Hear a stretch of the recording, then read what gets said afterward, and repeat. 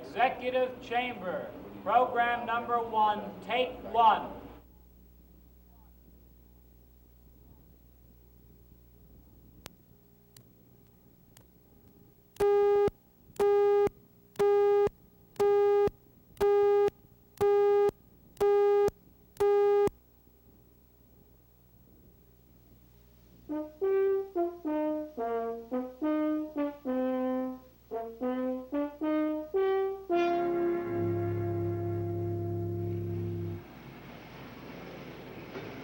Today, more than 17 million people live in our state, from Montauk to Niagara, from Chautauqua to the Thousand Islands. 4 million youngsters are in grade school or high school, and another 500,000 go to college. Without a doubt, the greatest concern of our state government is their education. For they are the future, our tomorrows, walking amongst us with textbooks underneath their arms. And all the teachers will find the best in the land. We all enjoy our lessons with the band. Each memorial school we are proud to be the students in your halls, and forevermore will be.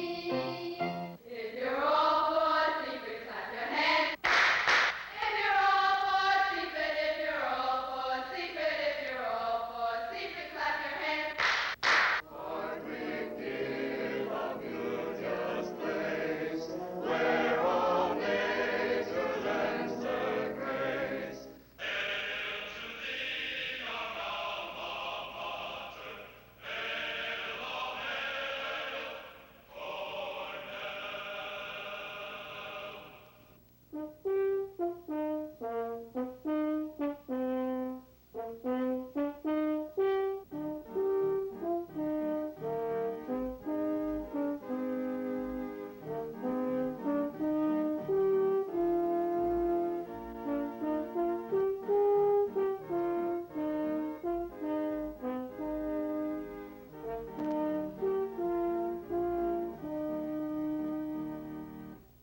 Welcome.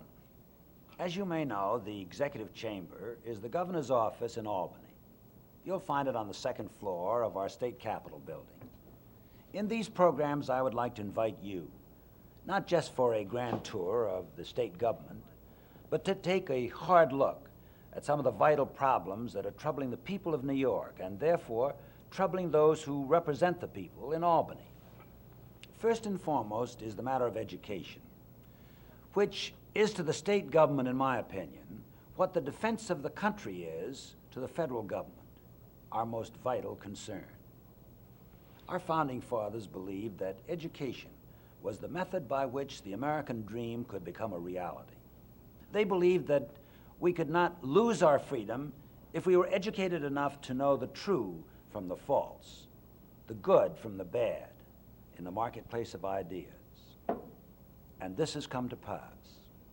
They believed that education could make the ideal of equal opportunity for all come true, as schools offered the tools of a good job, the tools of a good life, alike to poor boy, rich boy, child of the immigrant. And this, too, has come to pass for many millions. From the beginning, education was to be primarily the concern of the states and of the local school boards. Today, our state is spending something over $1.3 billion to help finance education in New York, let alone our local communities and what they're spending.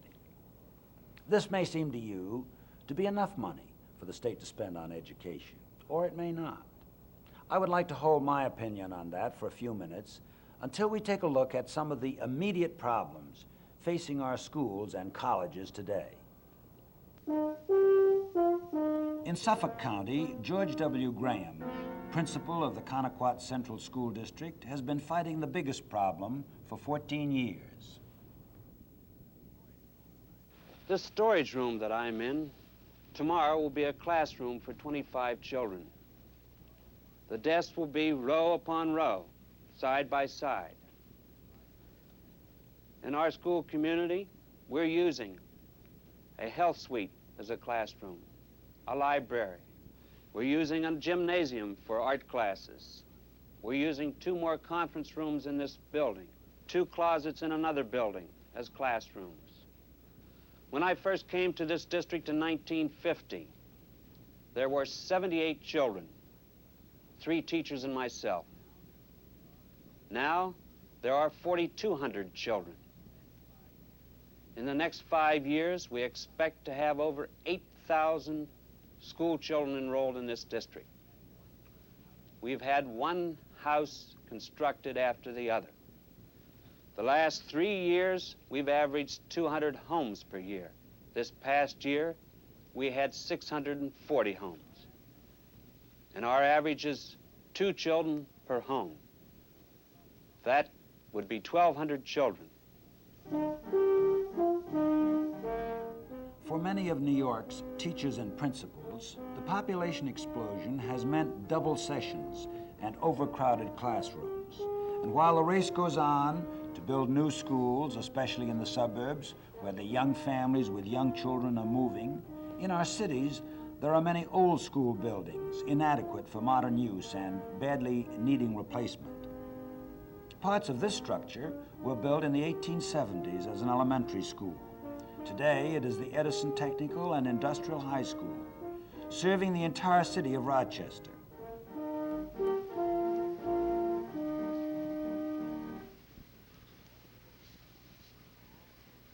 But for all the building shabbiness, the principal of Edison Tech, Humphrey, sees an even greater problem for modern education, illustrated in his school. In spite of the age of the building, we turn out highly competent, well-trained young men who get good-paying jobs in the city of Rochester.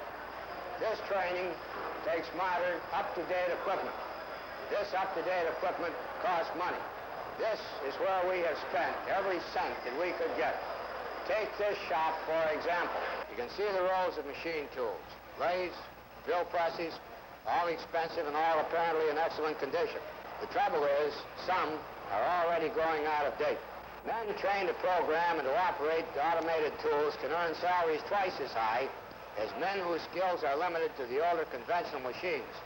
But with only one automated press in this entire shop, we run the risk of training boys for the jobs of tomorrow with the tools of yesterday.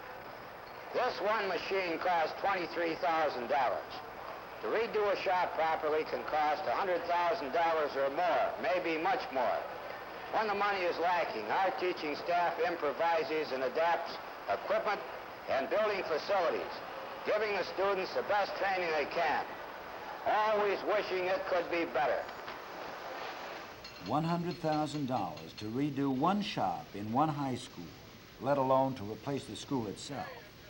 This is the price of keeping our schools geared to a society that is changing rapidly, especially in science and technology.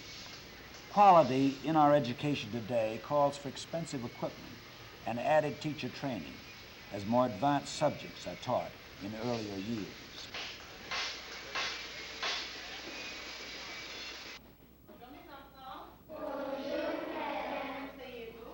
The Bedford Road School in Pleasantville starts foreign language in the 4th grade because Americans have to deal with many nationalities in this shrinking world.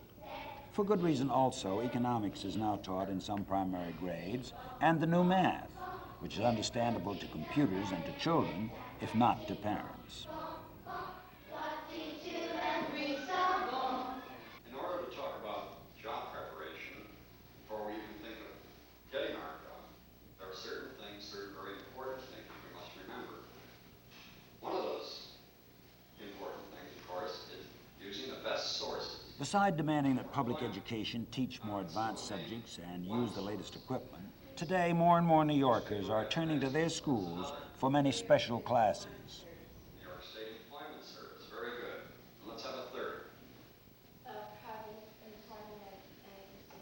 Private employment agencies, yes. These are pupils in a special class for children with serious learning problems, a class operated by a board of cooperative educational services as a part of the state's program for educating mentally retarded and physically handicapped children.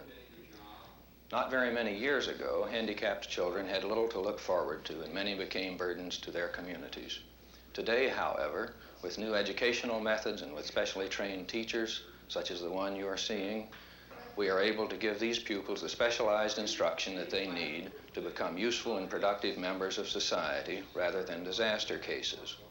The special education program can and does make this difference. Let's talk about the don'ts. Let's have one. Boys and girls with handicaps, the mentally retarded, the crippled, the disadvantaged youngsters in our city slums, all these are no less our children. Our schools should be no less for them. Don't use too much makeup. If anything, our handicapped children, our disadvantaged youngsters, need more help from our schools. And they need it earlier in life if they're to have any sort of chance to compete in the world on the basis of equal skills and equal knowledge. Just recently, the State Board of Regents and our Education Department in Albany turned out this set of proposals that will meet head-on some of the major problems besetting our schools today. And I've asked Dr. James Allen to join us. As New York's Commissioner of Education, he can take you right into the heart of these proposals. Dr. Allen. Yes, Governor. First of all, we propose an immediate increase in state aid. At present, the state shares in the cost of schools only up to $500 per pupil, and this is not enough. The present state aid formula must be revised upward to permit the state to share in the cost of up to $600 per pupil.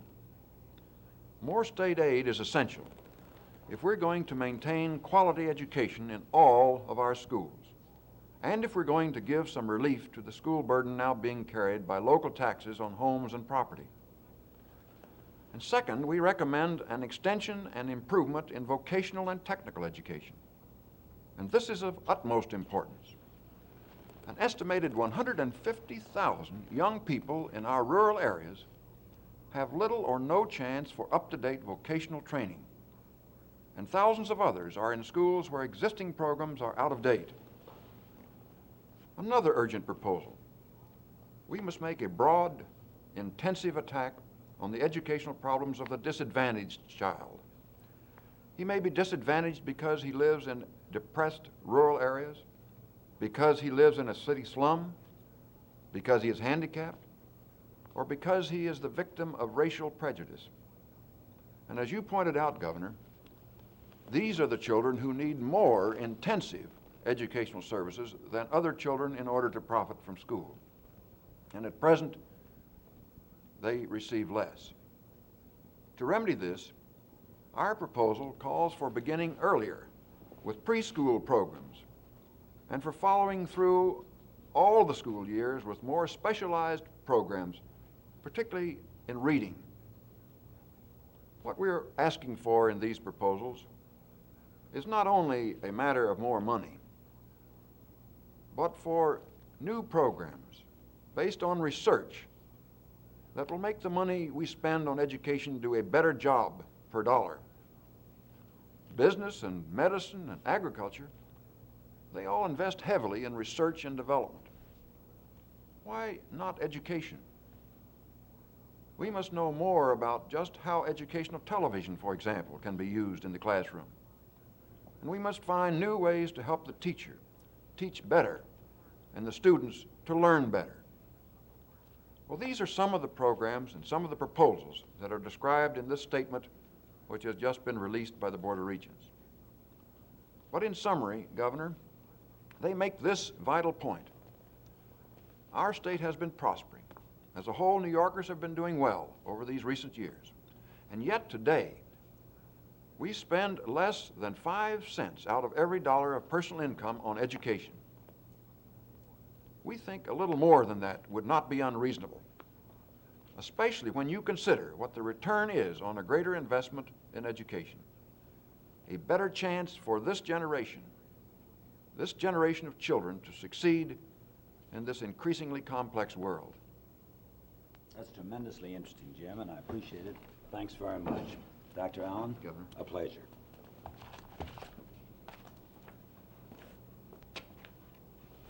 Up to now, we've been talking about the immediate problems facing primary and secondary education in New York State. But with every graduating class from high school, one of the biggest problems the sharp increase in student population goes right on to college. I came to office with a goal, that no young man or woman in New York with the capacity and the desire to seek a college education should be prevented from doing so because of the lack of personal financial resources or adequate facilities. I remember one of the first things I did was to call for a survey of future needs of higher education in our state. The survey predicted that by 1970, New York would have to double its college facilities and its university facilities, and to triple their capacity by 1980 or 85. This was a staggering prospect, to say the least. Our private colleges and universities, with their great tradition, were doing a wonderful job, but they just didn't have the resources to expand fast enough. So we moved in Albany in a two-pronged attack on the problem. First, to make more financial help available to students, and secondly, to make sure that there would be enough college classrooms for these ambitious young people. All told, our financial aid to students has gone from $8 million to $65 million over the past 6 years. But it still will have to go higher to do the job. We created the New York Scholar Incentive Payments, now $100 to $300 a year to undergraduates, and $200 to $800 a year for graduate students. Already, 137,000 New York residents who are attending colleges in the state receive these payments. The Board of Regents is convinced that the top amounts of these payments must be raised for needy students, and I agree. In addition, about 18,000 state scholarships or fellowships are available every year. Their dollar value will have to go up too, if they are to be realistic help in the face of growing college costs. Now, under our student loan program, a student can borrow up to $7,500, interest-free during his college years. The state pays the interest on the loan while the student's in college. After graduation, the student has 8 years to pay back the loan at a 3% interest rate. Now, you put these financial programs together, and they spell opportunity for hundreds of thousands of students to afford the college of their choice, either a private institution or the state university. Now, expanding the state university is the second basic part of our attack on the challenge facing higher education in New York State. The state university system had been first organized in 1948 out of our state teacher colleges and various other college units, a total of 28 units. To this, we added more and more two-year community colleges run cooperatively by the state and the localities. We organized, we pushed, we purchased, we built from scratch. Until today, there are 58 units in the system, crowned by the new centers of graduate study at Buffalo, Albany, Long Island, and another coming up in Binghamton. We tripled state aid to the public colleges in New York City and formed them into a city university. In the state university system, the enrollment has been going up rapidly in the past 6 years, and the enrollment should double again by 1970. There is one more survey also on hand. It predicts that in 1970, about 280,000 jobs for college graduates in this state will go unfilled because there will not be enough college graduates in the state to fill them. There will be some 60,000 jobs unfilled for high school graduates for the same reason, not enough high school graduates to fill them. On the other hand, the forecast is that over 720,000 men and women in our state with less than a high school education will be looking for jobs that they won't be able to find because there will not be much demand for unskilled, untrained workers. This is not just the shape of things to come. This is the shape of things that have come already. These are some of the products we have at Bell Aerosystems Company. The rocket belt enables man to fly, and we are about to go outside and see a test. All of these products 10 years ago were something in science fiction. Today, we are manufacturing them here at Bell. We have 4,000 employees here at our Niagara Falls plant. Not all college graduates by any means, but every man and woman highly skilled, highly trained. I have been in this business for over 24 years. I have seen our products changing, and I have seen the requirements for jobs changing. But one thing is absolutely clear. The jobs are always here for the workers with training and education. We are always looking for skilled personnel. On the other hand, jobs for the unskilled, the uneducated, are disappearing faster with every passing year.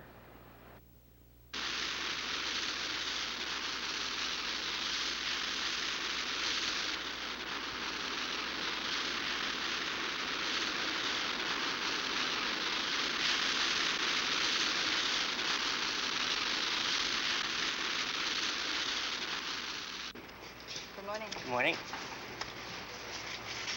Did you work last week? No, I didn't. Did you look for work last week? Yes. Did anyone offer you a job? No.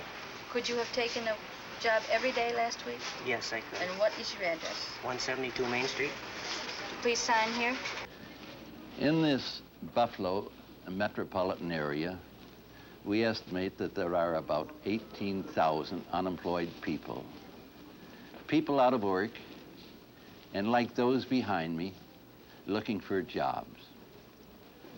At the same time, in the same area, employers have about 2,000 unfilled jobs. Jobs for which we cannot find qualified workers. For instance, the chemical industry is looking for chemical engineering specialists, and we do not have any. Research and development corporations are looking for electronic engineers, and we do not have any. Fabricating metal plants are looking for die makers, tool makers, die sinkers, turret lathe operators. The restaurants are looking for cooks, and there are very few unemployed qualified cooks. Some of these jobs require a college training, some university work.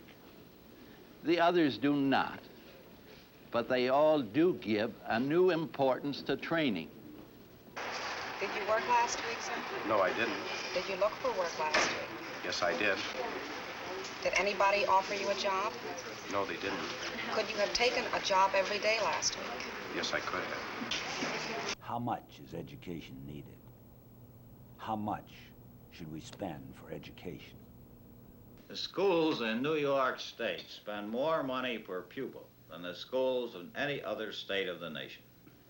We are trying to keep taxes from taking more and more of the people's money and leaving them less and less for themselves to use. We are strongly in favor of education in schools, but there are signs that school spending is getting out of hand. These gentlemen are Walter Howe, Executive Vice President, and Jim Fink, Research Director of the Citizens Public Expenditure Survey, an organization representing taxpayers. The educators are telling us that we should increase our spending per pupil. Of course, if we do, it means more taxes. More taxes at the local level and more taxes at the state level. Now, more taxes on homes forces the families owning those homes to do without the things that money would buy, or it forces them into cheaper homes where they can afford to pay the taxes. And increasing the taxes on business can have very bad results for the economy of the state.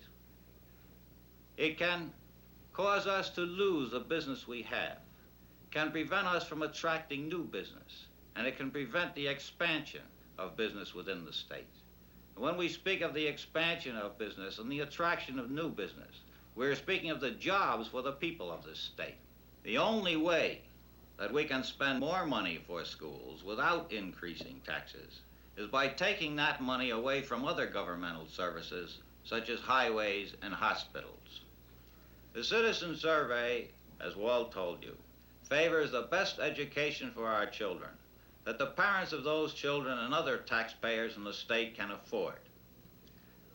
But we do not believe it is of any benefit to the children to impoverish the homes in order to enrich the schools. It is true. New York does spend more money per pupil than any other state, but for good reasons, I believe. The academic standing of our students is well above the national average. Our costs are high.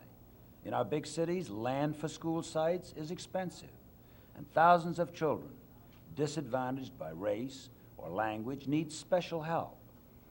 But some of the other points raised by critics of school spending do, I agree, accurately touch on the heart of the matter. Local schools have long been supported by local taxes, mainly taxes on property and on homes. These have gone up now to the point where they are a serious burden to many people. Every week, letters like this arrive from retired people on fixed incomes or from farmers working large tracts of land. This one says, "Dear Governor Nelson Rockefeller, I receive monthly $163.90. This is Social Security, including my husband and myself. I pay $400 yearly for tax on my home. I pay this tax with the money I get from Social Security. It is very trying for us to manage. I'm 66, and my husband is 68. How would you answer this gentle lady? Dear Madam, under the Rockefeller administration, state aid to local school districts has been doubled in order to give schools more financial support apart from local property taxes. There may be a time for words like these, but older people have little time. On the other hand, where will still more state aid come from? From money allotted to other state services, from highway construction, or from mental health? Or will it come from higher statewide taxes? We know taxes are not popular. Governors don't like to recommend them. Legislators don't like to enact them. And people don't like to pay them. Businesses consider taxes carefully when deciding whether to locate in one state or another. And more businesses in New York mean more jobs for New Yorkers. This is the sort of dilemma you find in the executive chamber. The need is clear. Our cherished American ideals, freedom, equality, the pursuit of happiness, seem to depend upon education. So does the practical matter of preparing our young people for the jobs of tomorrow. But the question is, can we raise the taxes to provide the money needed for education in New York without putting a sore burden upon business or upon the specific groups of people, or without damaging the economy of the state as a whole? I think we can, and I think we must.